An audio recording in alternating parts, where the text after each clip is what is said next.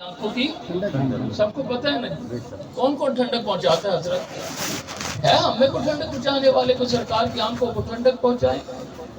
سرکار صلی اللہ علیہ وسلم کے صحابی ہے نام ہے حضرت ابو ذر غفاری رضی اللہ تعالیٰ عنہ بڑے جیجے صحابی ہے حضرت ابو ذر غفاری رضی اللہ تعالیٰ عنہ فرماتے ہیں ابھی میرا سینہ جو ہے اسلام کی روشنی سے منور نہیں ہوا تھا بڑی پیاری حدیث پاک ہے اس میں ڈھیر ساری باتیں آپ کو انشاءاللہ سیکھنے کے لیے ملے گی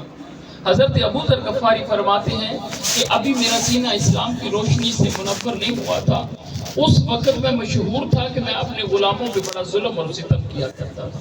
میرے جو غلام تھے ماتحت تھے سے فار ایگزامپل کے طور پر میں آپ کو سمجھاتا چلوں ہم ذمہ دار بندے ہیں کچھ چارہ ڈالنے کے لیے جانوروں کے لیے کسی بندے کو غلام رکھتے ہیں یا ہم ملازم کے لیے رکھتے ہیں حضرت ابو ذر غفاری فرماتے ہیں کہ مکے میں یہ بات مشہور تھی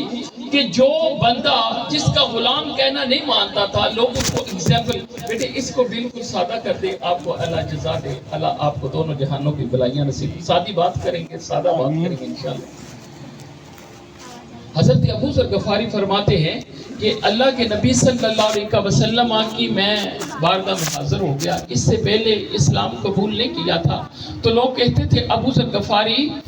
تم غلاموں کے معاملے میں بڑا سخت ہے کہتے میں دار ارقم آج کل سکولوں کا ضمناً یہ میں بات آپ کی نظر کرتا چلوں دار ارقم سکولوں کا نام ہوتا نا حضرت دار ارقم سکول یہ کیوں ہے چلے میں آپ کو بتاتا ہوں دار ارقم دار عربی میں گھر کو کہتے ہیں ارقم ایک صحابی کا نام تھا صفا پہاڑی پہ موجود ان کا گھر تھا اسلام کی اگر آپ سے کو پوچھے حضرت صاحب سے پہلی درسگاہ کون سی ہے تو وہ دار ارقم ہے حضرت ارقم کا گھر ہے حضرت ارقم کے گھر میں اللہ کے نبی صلی اللہ علیہ وسلم چھپ کر صحابہ کو دین کی تبلیغ کیا کرتے تھے یا کہ کیسا عزت والا نبی ہے جو چھپ کے اللہ کے دین کی تبلیغ کر رہا ہے اللہ اکبر حضرت ابو ذر غفاری فرماتے میں حضرت ارقم کے گھر میں گیا رسول اللہ صلی اللہ علیہ وسلم نے میرے سینے کو اسلام کی روشنی سے منور کر دیا جب سرور کونین نے میرے سینے کو اسلام کی روشنی سے منور کیا تو رسول اللہ نے مجھے کچھ نصیحتیں کی واعظ کیا سمجھایا سے اس کی ایگزامپل دوسری میں یوں دوں گا